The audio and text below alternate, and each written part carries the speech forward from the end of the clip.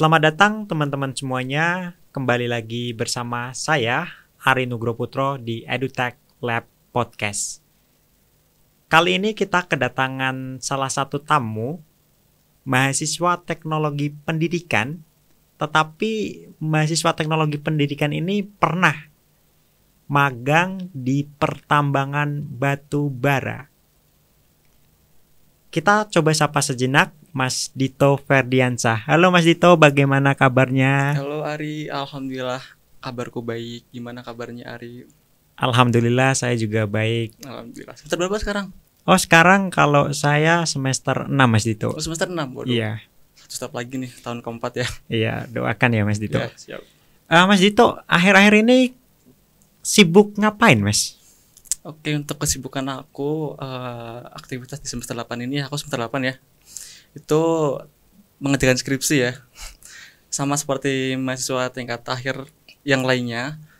Dan di samping itu aku juga jadi freelancer sih di salah satu startup edutech seperti itu. Jadi freelancer juga ya, Pak? Iya, freelance juga. Kalau boleh tahu freelance-nya itu apa yang sedang ditekuni? Kalau aku freelance-nya mungkin itu ya, jadi freelance struktur ya. Jadi sama-sama aku mengajarkan beberapa ilmu yang mungkin aku bisa sharing kepada guru-guru kayak gitu di di salah satu startup education di TP juga sebenarnya bidangnya. Oke, sesuai di TP, menarik sekali. Oh ya Mas, saya pernah dengar bahwa katanya Mas Dito Ferdiansah ini kuliah di teknologi pendidikan, tetapi pernah magang di pertambangan batu bara ya Mas. Bagaimana ceritanya Mas Dito itu bisa magang di situ Mas?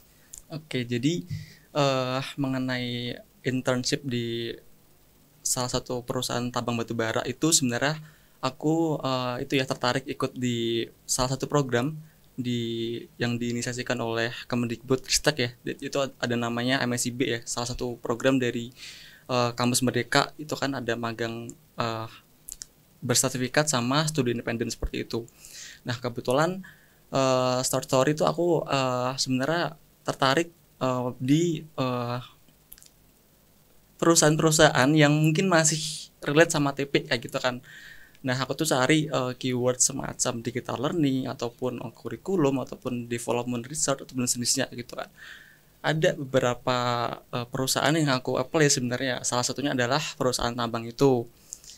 Nah kebetulan di perusahaan tambang itu lagi butuh juga sebenarnya mengenai untuk pengembangan itu ya human development ya untuk kehadiran mereka gitu kan. Karena di perusahaan tambang itu sebenarnya karena high risk ya ataupun risiko tinggi, jadi mereka juga butuh orang-orang, bukan butuh sih, harus ada orang-orang yang bisa benar-benar kompeten lah untuk bisa jadi salah satu karyawan mereka di tambang batu bara seperti itu. Jadi kebetulan mereka juga lagi butuh intern ataupun pemagang yang bisa develop mengenai konten pembelajaran ataupun pelatihan ya dalam hal itu ya, seperti itu. Jadi Mas Dito ini di magang tersebut lebih ke human resource-nya ya Mas? Iya, lebih ke pengembangan kompetensi di karyawannya seperti itu. Karyawan internal BC ataupun karyawan mitra yang bekerja di area tambang tersebut. Sangat menarik ya Mas. Ketika seorang teknolog pendidikan tetapi mereka justru bekerja melatih human resource di pertambangan. Tapi spesifiknya apa yang Mas Dito lakukan di sana? Oke, sebelumnya aku mau disclaimer dulu ya. Jadi di sana aku bukan yang jadi trainernya, dalam artian aku bukan yang delivery materinya, cuma aku di situ jadi helper lah untuk membantu trainer untuk bisa menyiapkan materi seperti itu yang nantinya akan disampaikan pada saat pelatihan pertambangan seperti itu. Nah untuk spesifik job desk-nya yang aku lakuin itu sebenarnya aku develop media juga. Sebenarnya ini untuk job desk-nya itu masih relate banget sama TP ya, sama teknologi pendidikan. Cuma mungkin untuk bidangnya aja yang mungkin agak sedikit bergeser gitu ya. Kalau TP kan mungkin identik sama education ya. Cuma ini mungkin bergeraknya di bidang mining ya, tambang batu bara seperti itu. Nah untuk lanjut lagi, baik lagi ya.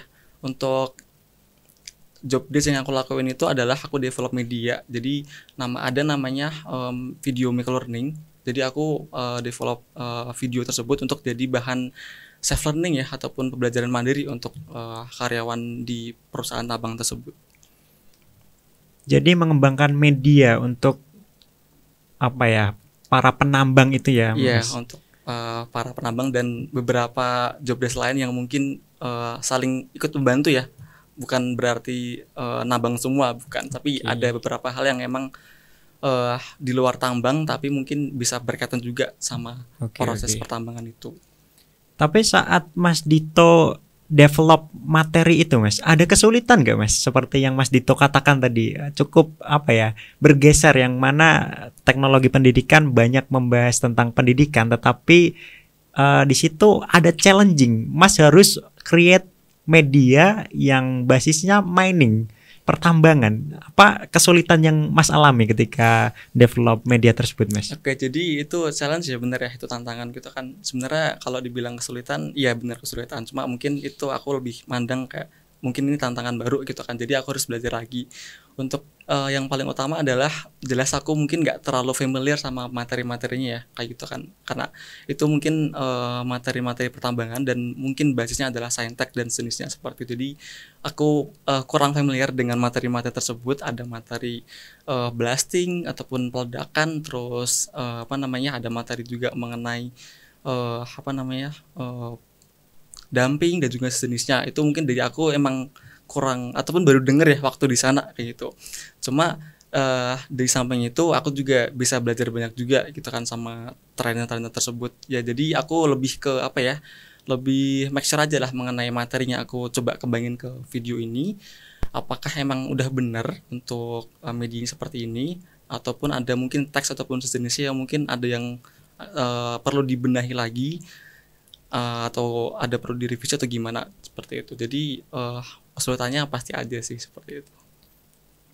Tapi kalau kita bicara pertambangan ya, Mas, tentu memang pekerja di pertambangan ini resikonya cukup besar ya, Mas. Mungkin resiko apa saja sih, Mas, yang bisa dikatakan ini memang perlu kita tanggulangi itu di pertambangan, Mas? Oke, jadi sebelumnya aku tuh di salah satu perusahaan tambang tersebut, aku tuh bukan di site tambangnya ya, tapi aku di kampusnya. Jadi perusahaan yang tempat aku magang ini juga punya kampus buat pelatihan-pelatihan juga buat karyawan dan juga mitranya. Nah, sependek yang aku tahu itu emang high risk ya, karena risiko tinggi seperti itu, karena perusahaan tambang dan dia banyak melibatkan atau mungkin hampir sebagian besar melibatkan alat-alat berat seperti kayak truk tambang ataupun eskavator dan sejenisnya seperti itu.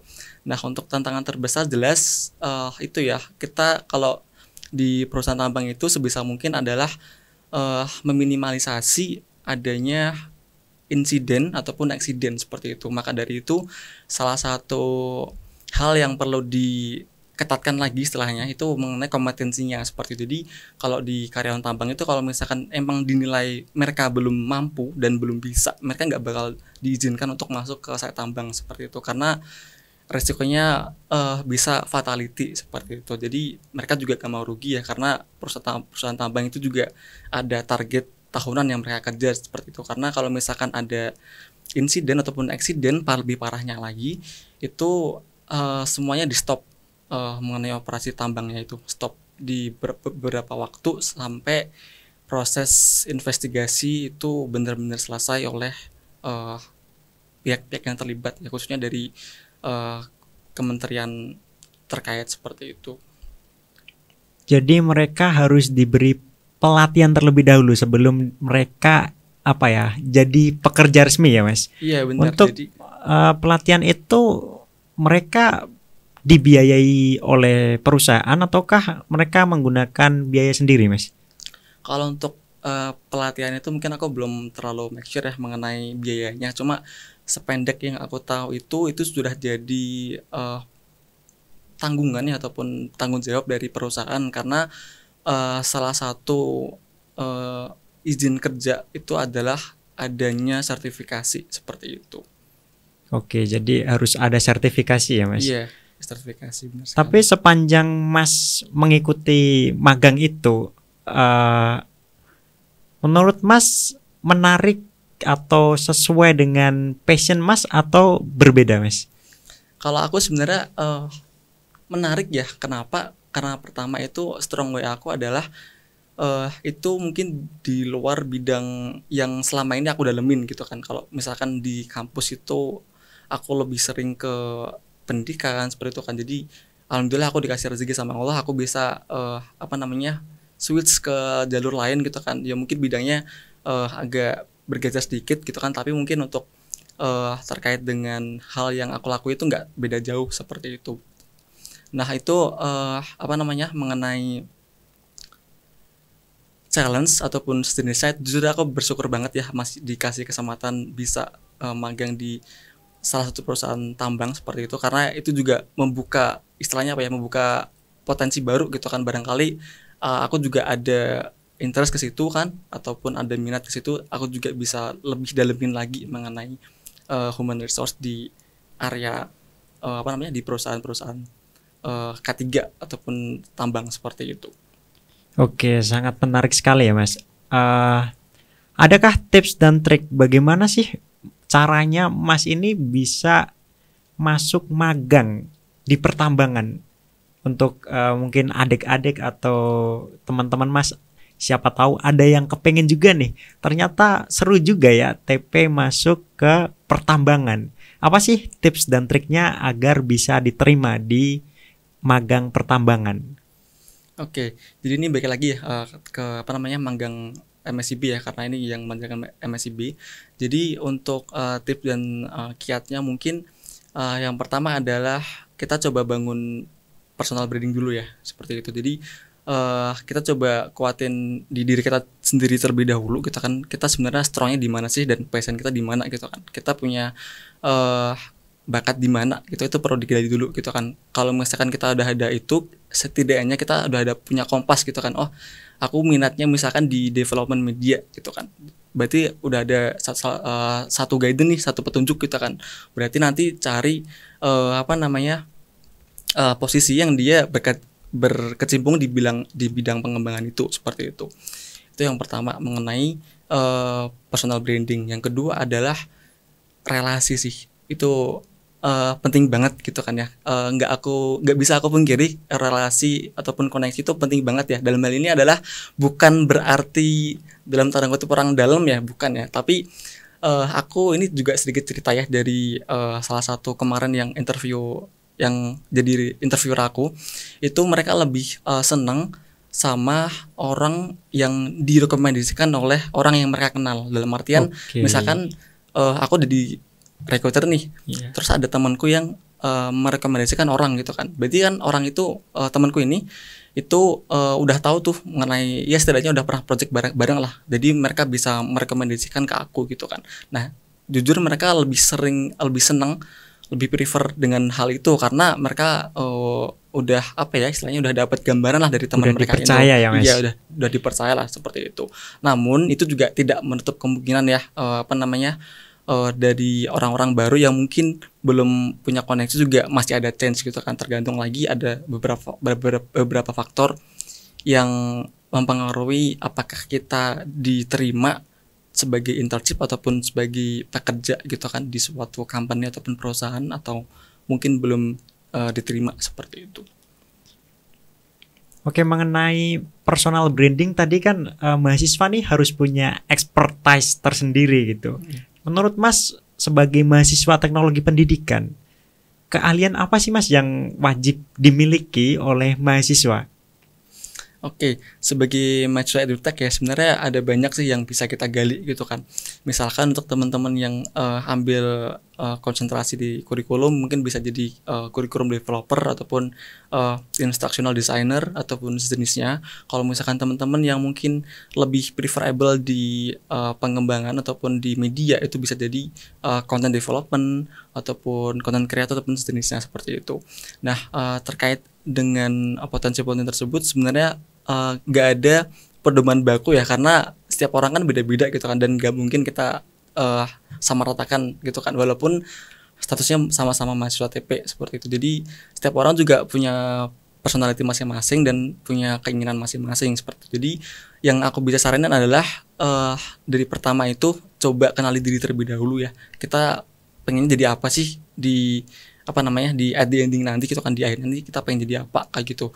Nah kalau misalkan kita udah nentuin long term goalsnya, kita udah tahu nih berarti shortnya itu apa gitu kan. Jadi langkah-langkah step-stepnya itu jadi apa udah biasanya udah kebaca kayak gitu, udah ada planning lah, udah jelas seperti itu kurang lebihnya. Walaupun mungkin di perjalanannya itu mungkin masih banyak hal-hal yang mungkin ya di luar kendali kita ya, misalkan ada kendala apa misalnya seperti itu, ataupun mungkin agak sedikit bergisir minatnya itu kan, atau mungkin ada dapat insight baru lagi dari temen gitu kan. Jadi kita aduh kayaknya aku juga mulai pertimbangan buat pindah haluan lagi gitu kan. Misalkan dulu aku pengen jadi instructional designer, terus ada temen itu ngasih tahu ataupun ngasih insight baru mengenai media, itu kayaknya seru juga, jadi bimbang lagi gitu kan, mikir aduh gimana ya jadinya nih. Jadi pasti ada sih mengenai hal-hal ya itu bagian jadi proses lah seperti itu.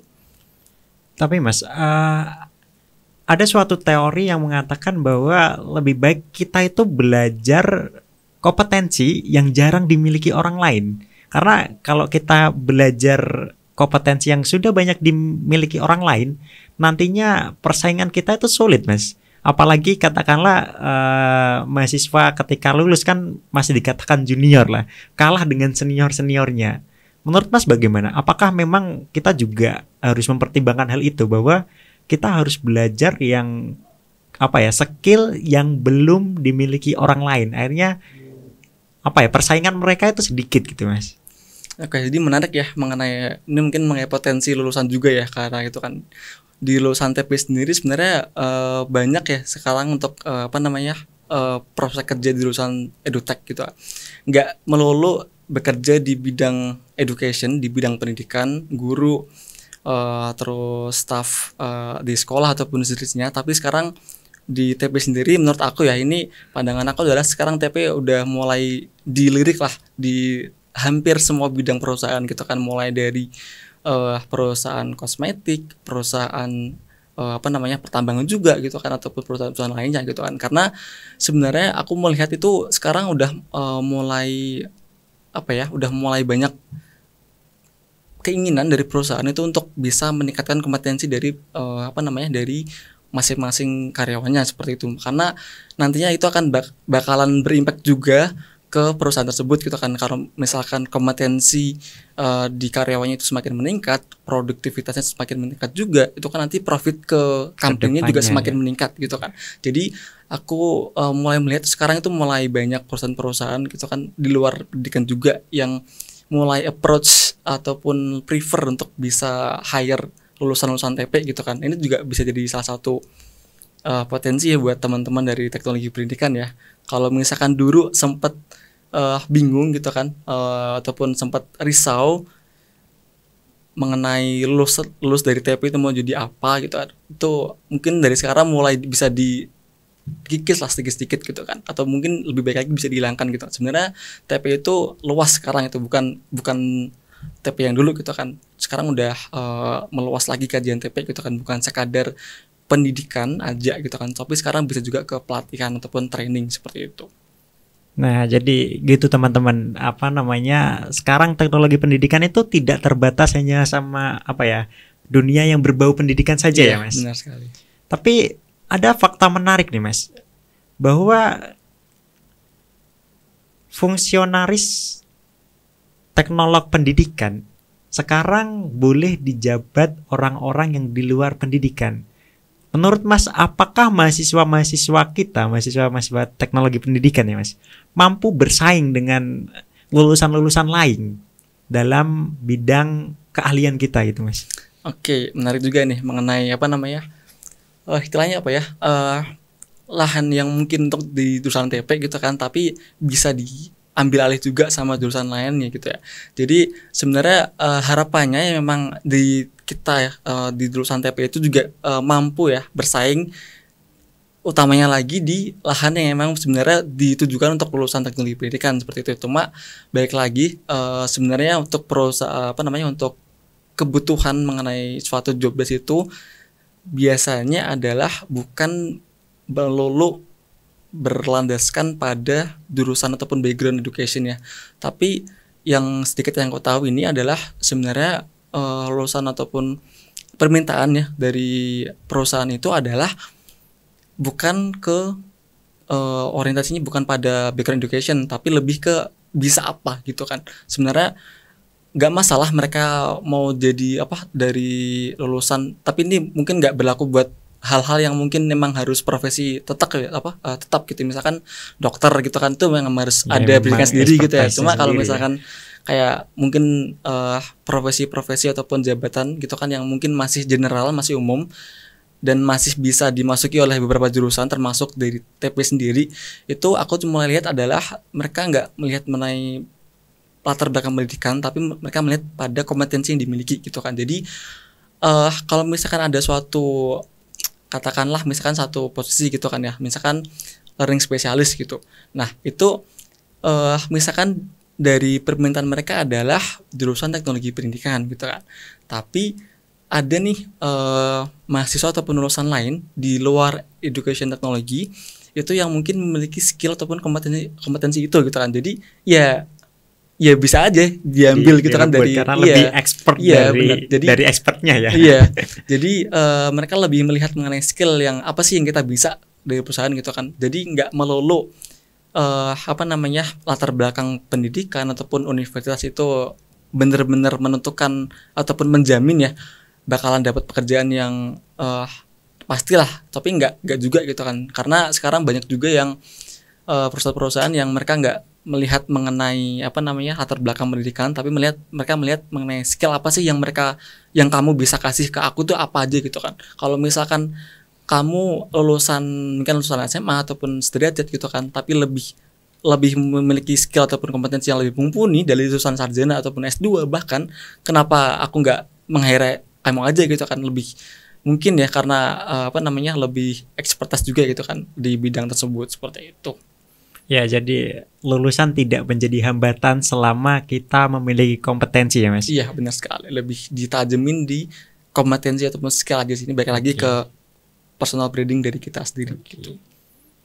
Nah juga dengar nih Mas Dito itu juga jadi mahasiswa berprestasi FIP ya Mas. Bagaimana tuh ceritanya? Ini Mas Dito tuh salah satu mahasiswa berprestasi di FIP dan juga maju ke universitas ya Mas. Iya benar sekali. Jadi short story ya, sebenarnya dari dulu maba itu H-1 ospek di VIP, aku masih inget banget itu aku udah mulai cari-cari. Sebenarnya aku pengen extend sih, pengen keluar gitu kan. Pengen punya kesempatan belajar di universitas lain gitu. Nah aku di situ balik lagi, aku sempat cari beberapa program sebenarnya gitu kan yang bisa membawa aku ke salah satu tujuan tersebut gitu. Nah mengenai mahasiswa berprestasi itu story, sebenarnya aku juga pengen jadi mahasiswa TP berprestasi TP sebenarnya, masih di lingkup jurusan aja gitu kan. Cuma alhamdulillahnya dipermudah juga buat jadi perwakilan jurusan untuk maju ke tingkat fakultas gitu. Jadi aku sama satu mahasiswa TP juga lain gitu kan mewakili TP untuk maju di Pilmapres Fakultas Ilmu Pendidikan ya tahun 2022 kemarin gitu. Nah itu kami di situ bersaing sama teman-teman dari mahasiswa lain juga di jurusan di FIP. Ada teman-teman dari jurusan BK, terus psikologi, terus PLS, PG PAUD, sama teman-teman dari PGSD, baik itu PGSD di Ngalian ya di Semarang, ataupun dari teman-teman di PGSD Tegal, seperti itu. Nah untuk prosesnya mungkin cukup menguras itu ya menguras tenaga ya, karena itu nggak instan gitu kan. Mengenai Pilmas tiba-tiba langsung maju itu enggak, karena harus ada apa dulu nih bahan yang harus dibawa dulu kan sebelum kita maju benar-benar jadi perwakilan, seperti itu. Oke, sebenarnya menarik sekali nih. Mas Dito itu orang yang memang semuanya dilakukan untuk mendapatkan pengalaman-pengalaman dan mengasah skillnya nih. Inspiratif sekali. Nah, Mas, bisa kasih closing statement untuk teman-teman mahasiswa baru. Apa sih yang harus mereka lakukan sebagai mahasiswa teknologi pendidikan agar tetap bisa eksis di dunia kedepannya? Oke, buat teman-teman ya, teman-teman di TP ataupun di jurusan lain yang mungkin ngeliat video ini, aku pengen ngasih dua hal aja gitu kan buat kalian semua. Yang pertama adalah aku pengen kalian sesegera mungkin untuk bisa kenali diri kalian sendiri gitu kan, dan juga menetapkan goals kalian, baik itu short term ataupun tujuan di jangka pendek ataupun tujuan panjang ya, ataupun long term goals ya gitu kan. Sebisa mungkin bisa dikenali dan juga diputuskan gitu kan, dan dimulai prosesnya seperti itu. Secondly, aku yang kedua adalah aku menyarankan kalian dan sangat menganjurkan buat teman-teman di jurusan TP ataupun di teman-teman mahasiswa lain buat cari ya satu ataupun beberapa mentor gitu kan. Boleh itu cutting ataupun dosen juga nggak masalah gitu kan, yang menurut kalian bisa banget buat kalian approach buat bantu kalian untuk bisa ke arah dari tujuan yang pertama itu, seperti itu. Sukses terus untuk teman-teman semua. Mungkin aku kembali lagi ke Mas Ari. Baik, luar biasa sekali. Mas Dito adalah orang yang selalu mengasah skillnya, juga sering ikut kompetisi-kompetisi untuk memperluas pengalamannya. Cukup sekian podcast kali ini. Jumpa kembali di lain kesempatan.